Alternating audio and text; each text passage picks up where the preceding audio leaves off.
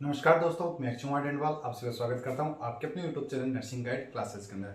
तो फ्रेंड, एक बार फिर मैं आप लोगों के लिए कुछ इंपॉर्टेंट एमसीक्यू लेके आया हूं जो आप लोगों के लिए आने वाले जितने भी अपकमिंग एग्जाम हैं उनके लिए इंपॉर्टेंट रहने वाले हैं। तो चलिए स्टार्ट करते हैं आज का अपना पहला एमसीक्यू।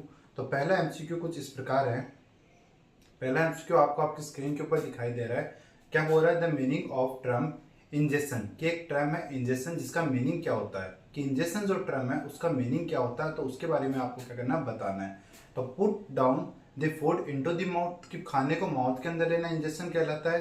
या movement of food in alimentary canal, की जो खाना है उसकी जो मूवमेंट होती है एलिमेंट्री कैनाल में, उसको अपन इंजेक्शन के नाम से जानते हैं। या break down of food molecule, की जो फूड के मॉलिक्यूल है उनको उनके स्मॉलर मॉलिक्यूल के रूप में तोड़ना ही आपका इंजेक्शन कहलाता है। या transfer the food GI to आपका ब्लड। तो आपका राइट आंसर क्या रहेगा फ्रेंड? अपना राइट आंसर कमेंट करें कि भाई इंजेक्शन का मतलब क्या होता है।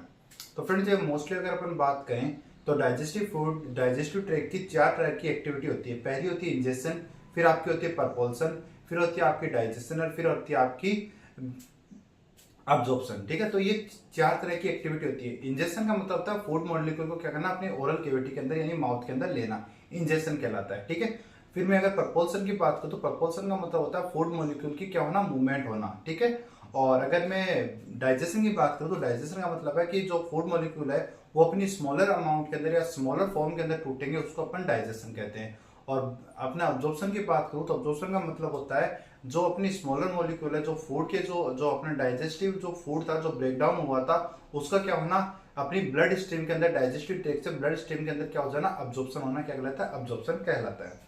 तो फूड इंजेक्शन का मतलब अभी मैंने आपको बताया, इंजेक्शन का क्या मतलब होता है जो फूड मॉलिक्यूल है उसको अपन ओरल कैविटी में लेते हैं उसको इंजेक्शन कहते हैं। इसका आंसर अपना राइट आंसर क्या रहेगा? राइट आंसर यहाँ रह जाएगा ऑप्शन ए है, वो अपना यहाँ पर राइट रहने वाला है। फ्रेंड, ये तो 4 टर्म होगी जो आपके लिए रिगार्डिंग आपको समझ में आ गई होगी। लेकिन यहाँ पर एक टर्म और आती है, वो आती है पेरिस्टाल्सिस मूवमेंट। क्या आती है? Peristalsis movement. अब पेरिस्टाल्सिस मूवमेंट क्या होती है? मैंने कहा फूड, आपका ऑप्शन बी दिखाई दे रहा है, movement of food in alimentary gland. जो फूड है आपका जो एलिमेंट्री ट्रैक्ट के अंदर मूवमेंट कर रहा है, तो उसको मूवमेंट कराने के लिए जो मूवमेंट हो रही है, मूवमेंट कराने के लिए जो मूवमेंट हो रही है उसको बोलते हैं पेरिस्टाल्सिस मूवमेंट। ठीक है, ये आपकी जो मूवमेंट होती है कुछ इस तरह की होती है। ठीक है, जो मूवमेंट होती है वो इस तरह की होती है, इससे आपका खाना क्या होता है वो आगे की तरफ मूव करता है। यहां तक आपको समझ में आ गया होगा। आगे अगर मैं बात करूं कि एक कंडीशन होती है, अपनी जो जीआई ट्रैक्ट होता है उसके अंदर एक फ्लेक्सस पाया जाता है, उसको बोलते हैं माई एंट्रिक फ्लेक्सस। क्या बोलते हैं? माई एंट्रिक फ्लेक्सस। ठीक है, माई एंट्रिक फ्लेक्सस को बनाने का काम कौन करता है? वो करता है आपकी कजल सेल। वो कौन करती है? कजल सेल। ठीक है, जो कुछ बच्चे होते हैं उनके अंदर क्या होता है, कजल सेल है वो अब्सेंट होती है। ठीक है, कजल सेल क्या होती है? अब्सेंट होती है। ठीक है, कजल सेल क्या होती है? अब्सेंट होती है। अब कजल सेल अब्सेंट होगी तो माइएंट्रिक फ्लेक्सस है वो भी अब्सेंट होंगे। ठीक है, और माइएंट्रिक फ्लेक्सस का काम क्या होता है? वो होता है पेरिस्टाल्सिस मूवमेंट को कराना। तो डायरेक्टली अगर मैं कहूं कि जिन बच्चों के अंदर जो माइएंट्रिक फ्लेक्सस है वो नहीं होंगे तो उनके अंदर पेरिस्टाल्सिस मूवमेंट है वो नहीं होगी। ठीक है, ये कंजेनाइटल अबनॉर्मलिटी होती है, जब बच्चा जन्म लेता है उसी समय उनके अंदर जो कजल सेल होती है वो माइएंट्रिक फ्लेक्सस नहीं बना पाती है, और माइएंट्रिक फ्लेक्सस नहीं बनेंगे तो उनके अंदर पेरिस्टाल्सिस मूवमेंट नहीं होगी। अगर उनके अंदर पेरिस्टाल्सिस मूवमेंट नहीं होगी तो फूड मॉलिक्यूल्स वो आगे की तरफ मूव नहीं करेंगे। ठीक है, वो क्या होंगे, आगे की तरफ मूव नहीं करेंगे। अगर आगे की तरफ मूव नहीं करेंगे तो उनके अंदर एक डिजीज डेवलप हो जाए जिसको बोलते हैं हर्चिंग-प्रंक्स डिजीज। हर्चिंग-प्रंक्स डिजीज के नाम से उसको जाना जाता है। और हर्चिंग-प्रंक्स डिजीज जो होती है उसका एक क्लासिकल साइन होता है, वो होता है मेकोनियम इलियस। क्या होता है? मेकोनियम इलियस उसका एक क्लासिकल साइन होता है। अब मेकोनियम इलियस को आप कैसे पहचानोगे? एक बच्चा जो डिलीवर हुआ है, डिलीवर होने के 48 घंटे तक, कितने घंटे तक? 48 घंटे तक अपना क्या है, स्टूल आउटपुट नहीं कर पाता है, स्टूल आउटपुट है वो नहीं कर पाता है, तो उसको बोलते हैं मेकोनियम इलियस। ठीक है, उसको क्या बोलते हैं? मेकोनियम इलियस के नाम से जानता है। एक और टर्म आती है इसका मतलब जिसका नाम होता है पेरालिटिक इलियस। क्या होता है? पेरालिटिक इलियस। पेरालिटिक इलियस का क्या मतलब होता है कि सर्जरी के बाद में अगर 48 घंटे तक स्टूल आउटपुट नहीं कर पाते हो तो उसको बोलते हैं पेरालिटिक इलियस। ड्यू टू एनेस्थीसिया ये चीजें आपको देखने को मिल सकती है। तो आई होप आपको पहला क्वेश्चन समझ में आ गया, और इसके अलावा जो जो बातें मैंने बताई है वो आपको समझ में आ गई। एक बार फिर मैं आपको बातें वो रिपीट कर देता हूँ। क्वेश्चन था कि जो इंजेक्शन है उसका मतलब क्या होता है? तो इंजेक्शन का मतलब होता है फूड मॉलिक्यूल्स को क्या करना, अपनी ओरल कैविटी के अंदर लेना, ठीक है। दूसरा वर्ड आता है प्रपोल्सन। प्रपोल्सन का मतलब होता है फूड मॉलिक्यूल्स के अपने जीआई ट्रैक्ट यानी एलिमेंट्री ट्रैक्ट के अंदर मूवमेंट होना। तीसरी टर्म आती है वो आती है डाइजेशन। जो फूड मॉलिक्यूल है वो अपनी सिंपलेस्ट फॉर्म में टूटेगा उसको बोलते हैं डाइजेशन। और अब्जॉर्प्शन का मतलब होता है अपने जीआई ट्रैक्ट से ब्लड के अंदर का इनका क्या होना, अब्जॉर्प्शन होता है, ठीक है। अब एक टर्म आती है इसका नाम होता है प्रपोल्सन, सॉरी एक टर्म आती है इसका नाम होता है पेरिस्टाल्सिस मूवमेंट। अब पेरिस्टाल्सिस मूवमेंट का मतलब क्या होता है, कैसे होते हैं पेरिस्टाल्सिस मूवमेंट है, वो एक मूवमेंट होती है फूड मॉलिक्यूल्स को आगे पहुंचाने के लिए। जो मैंने अभी आपको बताई है उस मूवमेंट कैसी होती है, कुछ इस तरह की मूवमेंट है वो आपको देखने को मिलेगी। इसको बोलते हैं पेरिस्टाल्सिस मूवमेंट, ठीक है। पेरिस्टाल्सिस मूवमेंट किस कारण से होती है, आपकी बॉडी के अंदर या आपके जीआई ट्रैक्ट के अंदर एक फ्लेक्सस होते हैं जिनको माई एंट्रिक फ्लेक्सस के नाम से जाना जाता है। किस नाम से जाना जाता है, माई एंट्रिक फ्लेक्सस के नाम से इनको जाना जाता है, ठीक है। अब ये माई एंट्रिक फ्लेक्सस का निर्माण कौन करता है, तो माई एंट्रिक फ्लेक्सस का निर्माण करता है वो करता है आपकी कजल सेल।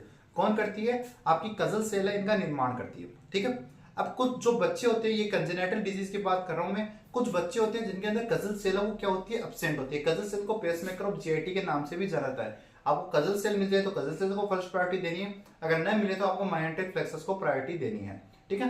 तो अगर आपको कजल सेल के बारे में बताया जाए तो कजल सेल क्या होती है, माइएंट्रिक फ्लेक्सस का निर्माण करती है, ठीक है। अब क्या होता है कि जो माइएंट्रिक फ्लेक्सस है कजल सेल के एब्सेंस के अंदर बनेंगे नहीं। अगर नहीं बनेंगे तो आपके अंदर पेरिस्टाल्सिस मूवमेंट नहीं होगी, और अगर पेरिस्टाल्सिस मूवमेंट नहीं होगी तो फूड मॉलिक्यूल्स से वो आगे नहीं जाएंगे। ऐसी डिजीज को हर्चिंगटन्स डिजीज के नाम से जाना जाता है। हर्चिंगटन्स जो डिजीज होती है उसका एक क्लासिकल साइन होता है, वो होता है क्या होता है आपका मेकोनियम इलियस। कि डिलीवरी के 48 घंटे तक बच्चा क्या करता है, मेकोनियम को पास आउट है, वो अपने फर्स्ट स्टूल को आउटपुट पास है वो नहीं कर पाता है, ठीक है। जो स्टूल सॉरी मेकोनियम अपना फर्स्ट स्टूल है वो आउटपुट नहीं कर पाता, ठीक है। एक होता है पेरालाइटिक इलियस। पेरालाइटिक इलियस का मतलब होता है कि सर्जरी के 48 घंटे बाद तक क्या होता है, सर्जरी के 48 घंटे बाद तक अगर आप स्टूल आउटपुट नहीं कर पाते तो उसको बोलते हैं पेरालाइटिक इलियस। ड्यू टू किस कारण से होता है, ये एनेस्थेसिया के कारण हो सकता है, ठीक है। तो पहला क्वेश्चन आपका क्लियर हो गया। आंसर इसका क्या रहेगा, आंसर है वो आपका रहने वाला है ऑप्शन ए, इसका आंसर रहने वाला है, ठीक है फ्रेंड। तो नेक्स्ट क्वेश्चन स्टार्ट करने से पहले मैं आपसे रिक्वेस्ट करूंगा कि आपको अगर मेरी क्लासेस अच्छी लग रही है तो क्लास को लाइक जरूर करें, अगर आप चैनल पे नए हो तो चैनल को सब्सक्राइब जरूर करें, अगर क्लास अच्छी लगे तो अपने फ्रेंड्स के साथ शेयर जरूर करें। और अगर आपको ये जो क्वेश्चन है इनके एमसीक्यू है, इनकी पीडीएफ चाहिए तो हमारे टेलीग्राम चैनल है उसको आप ज्वाइन कर सकते हैं, इसका लिंक आपको नीचे डिस्क्रिप्शन बॉक्स में मिल जाएगा। आपको कोई भी डाउट हो, कोई भी आपकी एडवाइस हो वो आप कमेंट बॉक्स में कमेंट जरूर करें, आपकी एडवाइस जैसी भी हो आप कमेंट जरूर करें, ठीक है। नेक्स्ट आ रहा है स्टोमेटाइटिस इस कंडीशन ऑफ, कि एक स्टोमेटाइटिस एक कंडीशन है जिसको आप क्या बोलेंगे, इन्फ्लामेशन ऑफ ओरल म्यूकोसा बोलेंगे, इन्फ्लामेशन ऑफ टंग बोलेंगे, इन्फ्लामेशन ऑफ लिप बोलेंगे, इन्फ्लामेशन ऑफ गम बोलेंगे। तो स्टोमेटाइटिस की बात करें इससे पहले मैं आपको बात कर लेता हूं कि भाई जो चारों टर्म है उन्हीं के बारे में बात कर लेता हूं। तो फ्रेंड अगर ओरल म्यूकोसा होती है, अपनी ओरल कैविटी की जो म्यूकोसा होती है उसके अंदर इन्फ्लामेशन हो रहा है तो उसको अपन बोलते हैं स्टोमेटाइटिस, ठीक है, उसको क्या बोलते हैं, स्टोमेटाइटिस।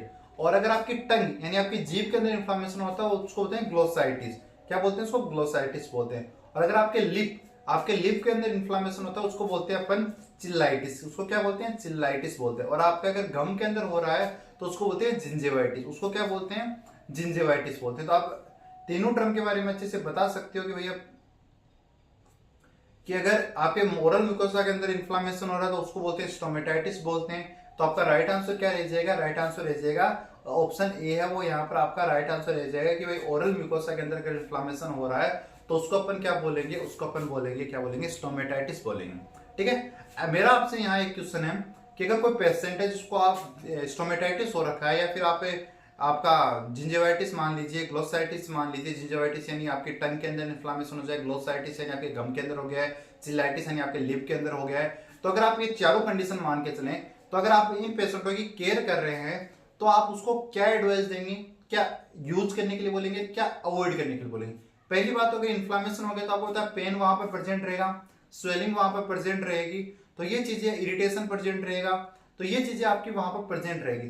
तो आप अपना राइट बताइए कि अगर आप इन पेशेंटों की केयर कर रहे हैं तो वहां पर आप उनको क्या एडवाइस करेंगे, मोस्टली क्या ईट करने के लिए आप एडवाइस करोगे उनको। तो अपना राइट आंसर कमेंट करें फ्रेंड, क्या एडवाइस करोगे, क्या उनको आप एडवाइस करोगे। तो एडवाइस की अगर बात करें तो अपन उनको अवॉइड करने के लिए क्या क्या बोलेंगे, अपन उनको हॉट ड्रिंक यानी गर्म जो चीजें हैं उनको अपन एडवाइस करेंगे कि सर आप इसको क्या करें, अवॉइड करें, क्योंकि पहले से आपको स्वेलिंग हो रखी है, अगर गर्म चीज वहां पर टच होगी तो आपको वहां पर पेन हो सकता है, तो आप क्या करोगे, इसको अवॉइड करने के लिए बोलोगे।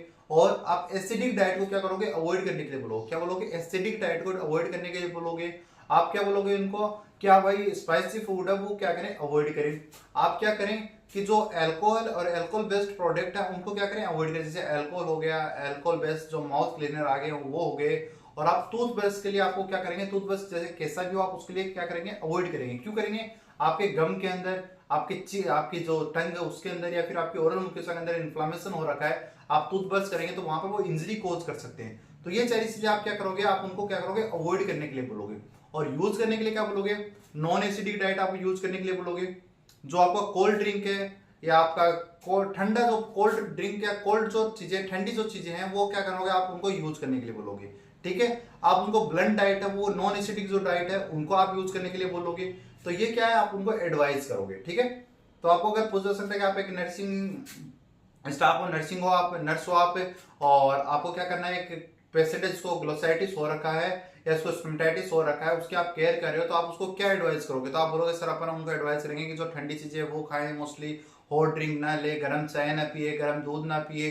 तो आप उनको क्या करोगे, अवॉइड करने के लिए बोलोगे आप। ठीक है, तो उस बस के लिए अवॉइड करने के लिए बोलेंगे। नेक्स्ट क्वेश्चन है वो आपके सामने, which of this structure hold the small intestine in its position, कि जो स्मॉल इंटेस्टाइन है ना उसको उसकी पोजीशन में बनाए रखने के लिए कौन यूजफुल है। क्या मिसेंट्रिक या मिजोकोलन या लेसर ओमेटम या ग्रेटर ओमेटम। तो अपना राइट आंसर कमेंट करें फ्रेंड। ये चारों स्ट्रक्चर है जो किसका है, जो पेरिटोनियम है उसका एक मॉडिफिकेशन रूप होती है। तो अपन बात करते हैं कि भाई जो अपनी स्मॉल इंटेस्टाइन होती है उसको रोकने का काम कौन करता है, उसकी जगह पर उसको रोकने का काम कौन करता है। क्या मिसेंट्रिक करता है, क्या मिजोकोलोन करता है, या लेसर ओमेटम करता है, या ग्रेटर ओमेटम करता है। तो अपना राइट आंसर कमेंट करें फ्रेंड कि भाई मिसेंट्रिक करेगा, मिजोकोलोन करेगा, या ग्रेटर ओमेटम करेगा, या लेसर ओमेटम करेगा। तो स्मॉल इंटेस्टाइन की बात करूं फ्रेंड, तो स्मॉल इंटेस्टाइन को उसकी जगह पर रोकने का काम कौन करता है, मिजेंट्री है वो आपका रोकने का काम करती है। और अपनी लार्ज इंटेस्टाइन की बात करूं, अगर यहां पर आप क्वेश्चन के अंदर लार्ज इंटेस्टाइन दे दिया जाता तो लार्ज इंटेस्टाइन का आप आंसर क्या देते, वो आप देते मिजोकोलोन। अगर लार्ज इंटेस्टाइन होता तो यहां पर आंसर बी रहता, वरना यहां पर आंसर क्या है, ए है, कि मिसेंट्री नामक जो स्ट्रक्चर होती है वो आपकी लार्ज स्मॉल इंटेस्टाइन को उसकी जगह पर रोकने का काम करती है, यानी उसको जगह पर फिक्स करके रखने का काम करती है। कौन करती है, मिसेंट्री करती है। अगर क्वेश्चन के अंदर लार्ज इंटेस्टाइन होता तो आप क्या देते, मिजोकोलोन, इसका आंसर आप दे देते। ठीक है, यहां तक आपको समझ में आ गया होगा। नेक्स्ट अगर अपन बात करें, ये अपन लोगों ने बात कर ही ली है।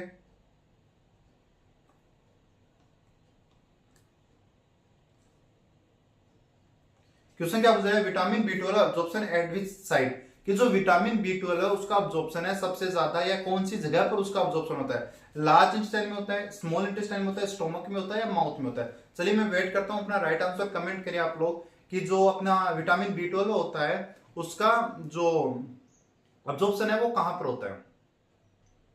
चलिए जल्दी से आप अपना आंसर है वो कमेंट करेंगे, मैं पानी पी लेता हूँ।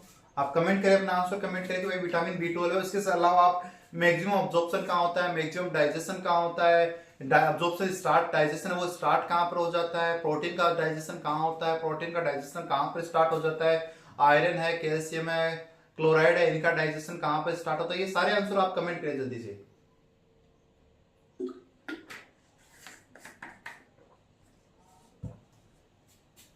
तो चलिए अपन सारे क्वेश्चनों की बात कर लेते हैं कि भाई कहां कहां पर किनका डाइजेशन और किनका अब्जॉर्प्शन होता है। तो अगर मैं बात करूं, पहला क्वेश्चन आ रहा है कि maximum digestion of human body, आपकी ह्यूमन बॉडी के अंदर सबसे ज्यादा डाइजेशन है वो कहां पर देखने को मिलता है। तो आप राइट आंसर क्या दोगे, राइट आंसर दोगे सर डुडेनम के अंदर सबसे ज्यादा डाइजेशन अपन को देखने को मिलता है। कहां देखने को मिलता है, डुडेनम के अंदर सबसे ज्यादा डाइजेशन देखने को मिलता है। अगला क्वेश्चन है मैक्सिमम अब्जॉर्प्शन, कि मैक्सिमम अब्जॉर्प्शन है वो कहां देखने को मिलता है। तो आप आंसर दोगे जेजुनम के अंदर। कहां आंसर दोगे, जेजुनम के अंदर। ठीक है, अगला है डाइजेशन स्टार्ट, कि डाइजेशन है वो कहां पर स्टार्ट हो जाता है। क्या क्वेश्चन पूछ रहे हैं कि डाइजेशन है वो कहां पर स्टार्ट हो जाता है। तो डाइजेशन स्टार्ट की अगर मैं बात करूं तो डाइजेशन है वो आपका स्टार्ट हो जाता है माउथ के अंदर। कहां पर स्टार्ट हो जाता है, माउथ या ओरल कैविटी की बात करें उसके अंदर स्टार्ट हो जाता है। और होता किसका है, कार्बोहाइड्रेट और फैट का मैं ये कह रहा हूं स्टार्ट हो जाता है, मैं नहीं कह रहा हूं कंप्लीट हो जाता है, स्टार्ट हो जाता है। किस किसका, आपके फैट का और कार्बोहाइड्रेट का डाइजेशन है कहां पर स्टार्ट हो जाता है, आपके जो ओरल कैविटी है माउथ है उसके अंदर स्टार्ट हो जाता है। अगला क्वेश्चन आ रहा है डाइजेशन ऑफ प्रोटीन, कि प्रोटीन का डाइजेशन कहाँ होता है, सर प्रोटीन का डाइजेशन स्टार्ट है वो स्टोमक के अंदर हो जाता है, लेकिन पूछा था कि मैक्सिमम डाइजेशन ऑफ प्रोटीन कहाँ होगा, तो आपका आंसर जाएगा स्मॉल इंटेस्टाइन। ठीक है, तो आपका आंसर कहाँ जाएगा, स्मॉल इंटेस्टाइन के पास चला जाएगा। आयरन, कैल्शियम और कॉपर का एब्जॉर्प्शन है वो कहां पर होता है, तो वो होता है आपका डुडेनम के अंदर। वो कहां होता है आपका डुडेनम के अंदर, इनका एब्जॉर्प्शन है वो स्टार्ट हो जाता है। ठीक है, विटामिन बी12 के एब्जॉर्प्शन की बात करें तो विटामिन बी12 का एब्जॉर्प्शन है वो होता है आपके स्मॉल इंटेस्टाइन में, और स्मॉल इंटेस्टाइन में पूछा जाए तो इलियम पार्ट होता है, उसके अंदर सबसे ज्यादा एब्जॉर्प्शन है विटामिन बी12 का होता है। अगर स्मॉल इंटेस्टाइन दिया जाए तो अच्छी बात है, स्मॉल इंटेस्टाइन करोगे, अगर इलियम दिया जाए तो इलियम को फर्स्ट प्रायोरिटी आपको देनी है। मैक्सिमम अब्जॉर्प्शन ऑफ वाटर किस कहां होता है, स्मॉल इंटेस्टाइन में, और सेकेंडरी पोर्शन ऑफ कहां होता है, मतलब फर्स्ट प्रायोरिटी तो आप वाटर का अब्जॉर्प्शन स्मॉल इंटेस्टाइन दोगे। अगर आप सोचे सेकेंडरी साइड सबसे बेटर सेकेंडरी साइड कौन सी है, फर्स्ट साइड तो आपकी स्मॉल इंटेस्टाइन है, सेकेंडरी साइड की अगर मैं बात करूं तो सेकेंडरी साइड रहेगी आपकी large intestine. First priority small intestine रहेगा, सेकेंडरी साइड आपकी लार्ज इंटेस्टाइन रहने वाली है। ठीक है, तो क्वेश्चन क्या था, क्वेश्चन था कि विटामिन बी12 का अब्जॉर्प्शन कहां होता है, तो अब तो ये राइट आंसर आप दे सकते हो ना कि विटामिन बी12 का अब्जॉर्प्शन कहां होता है, लार्ज इंटेस्टाइन में होता है, स्मॉल इंटेस्टाइन में होता है, स्टोमक में होता है या माउथ में होता है।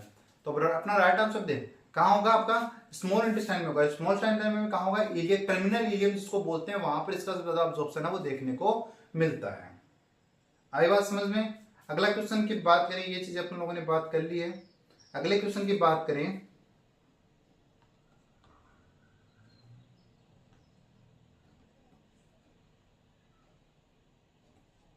अगला क्वेश्चन आप लोगों के सामने है, जल्दी से इसको पढ़ें और इसका आंसर दें। क्या पूछ रहा है नेक्स्ट क्वेश्चन, कि एक nurse caring a patient of stomatitis, stomatitis यानी क्या हो गया, उसकी उसकी जो ओरल म्यूकोजा है उसके अंदर इन्फ्लामेशन आ गया है। ओरल म्यूकोजा के अंदर क्या हो गया है, इन्फ्लामेशन आ गया है। क्या आ गया, ओरल म्यूकोजा के अंदर इन्फ्लामेशन आ गया है। ठीक है, स्टोमेटाइटिस का मतलब समझ में आ गया। तो what should the nurse advice to the patient, तो आप पेशेंट को क्या एडवाइस दोगे, क्या बोलोगे कि यूज हॉट मील एवरीडे, की रोजाना गर्म चीजें आपका यूज करें, use mouth cleaner like as mouth wash, use acidic diet, use blunt diet. अपना राइट आंसर कमेंट कर, अभी मैंने आपको बताया था ना, तो अपना राइट आंसर कमेंट करें भाई कि आपका क्या रहेगा, आपकी नर्सिंग प्रायोरिटी क्या रहेगी, आप उस पेशेंट को क्या यूज करने के लिए बोलोगे। तो राइट आंसर कमेंट करें भाई। चलो मैं वेट करता हूं, अपना राइट आंसर कमेंट करें, फास्टली राइट आंसर कमेंट करें। अपना जो भी आपका राइट आंसर रहने वाला है वो कमेंट करें आप लोग, जिससे आपको भी पता रहेगा कि भाई आपका राइट आंसर है वो सही है या गलत है। तो अपना राइट आंसर कमेंट करें।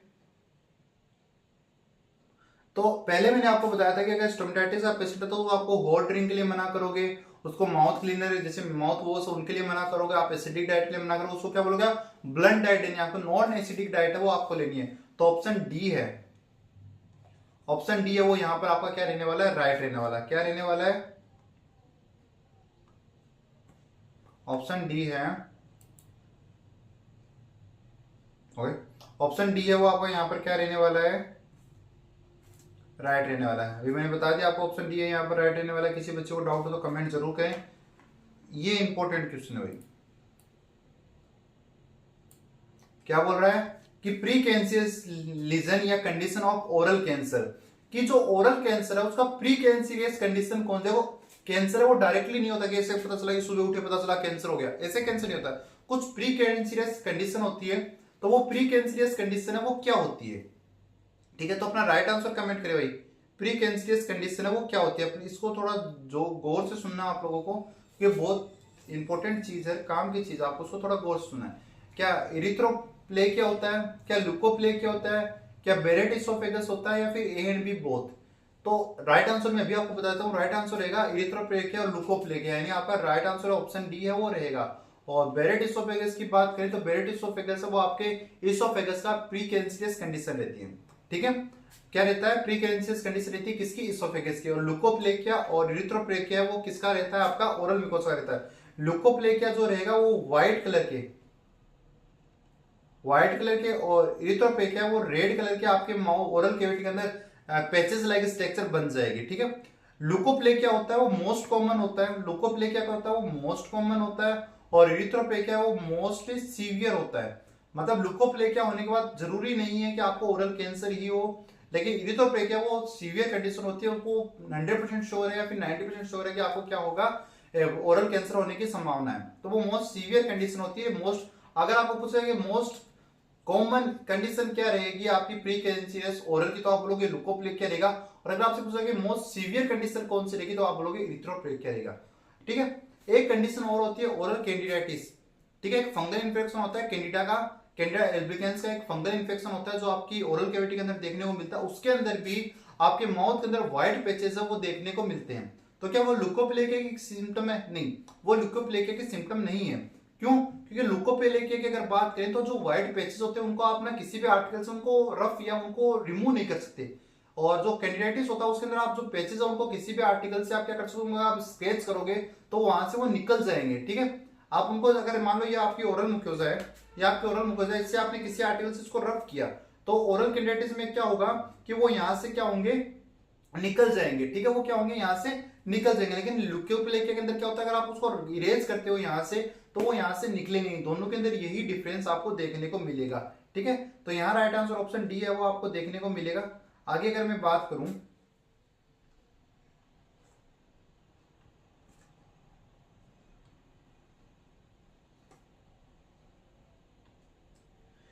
लेंथ ऑफ फेरिंग्स की, फेरिंग्स की लेंथ है वो कितनी होती है, 25 सेंटीमीटर होती है, 13 सेंटीमीटर, 9 सेंटीमीटर या 10 सेंटीमीटर। सिंपल सा क्वेश्चन है, फेरिंग्स की लेंथ कितनी होती है, 13 सेंटीमीटर होती है और इसोफेगस की 25 सेंटीमीटर होती है।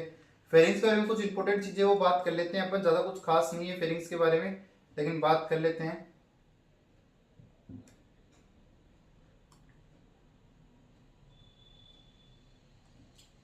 कमेंट जरूर करें क्लास कैसी लग रही है।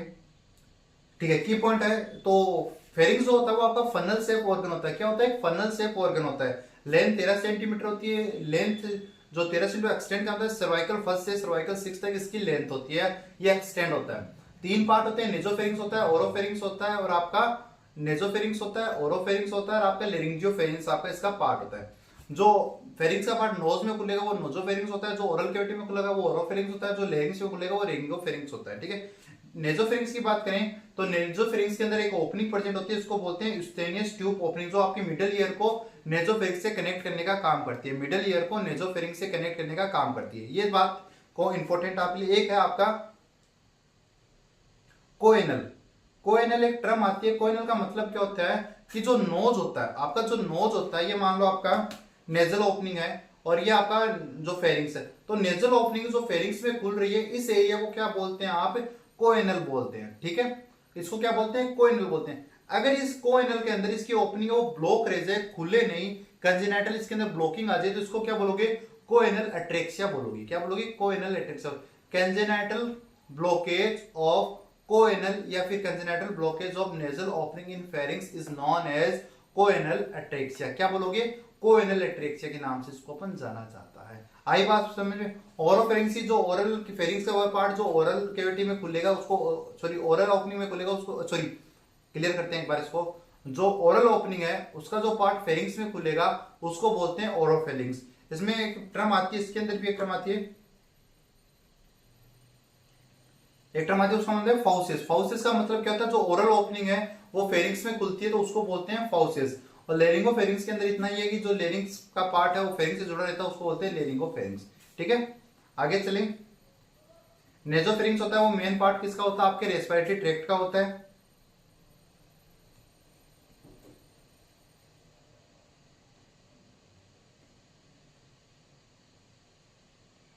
नेक्स्ट क्वेश्चन है, arrangement of muscles layer in stomach inner to outer, कि जो मसल्स लेयर होती है वो स्टोमक के अंदर कैसे अरेंज होती है, इनर से आउटर बताना है।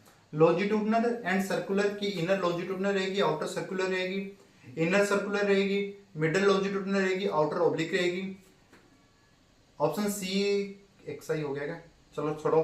ऑप्शन डी की बात करें, ऑब्लिक्वेक, सर्कुलर और लॉन्जिट्यूडनल। तो इनर टू आउटर कैसे रहेगी, तो आपके जितने भी डाइजेस्टिव है उसके अंदर मसल्स है वो दो टाइप से अरेंज होती है, इनर होती है लॉन्जिट्यूडनल, आउटर होती है सर्कुलर। ठीक है, इनर क्या होती है आपकी, सॉरी इनर जो होती है वो होती है आपकी सर्कुलर और आउटर क्या होती है आपकी लॉन्जिट्यूडनल होती है ऑल ऑर्गन के अंदर। लेकिन स्टोमक की बात करें तो स्टोमक के अंदर ये तीन लेयर मिलती है, इनर लॉन्जिट्यूडनल होती है, मिडल सर्कुलर होती है और आउटर लॉन्जिट्यूडनल होती है। ठीक है, तो आपका आंसर क्या रहेगा, राइट आंसर रहेगा ऑप्शन डी। इसको याद देने का तरीका है ओ चुन्नी लाल, क्या रहेगा, ओ चुन्नी लाल। ठीक है, ओ यानी ऑब्लिक सी यानी सर्कुलर और एल यानी लॉन्जिट्यूडनल। तो ये इसको याद करने का आपका तरीका रहने वाला है। ठीक है, अगर आगे बात करें तो ठीक है, चलिए आज के लिए इतना ही। आई होप आपको आज की क्लास अच्छी लगी। क्लास अच्छी लगी तो क्लास को लाइक करें, चैनल पर नहीं तो चैनल को सब्सक्राइब करें।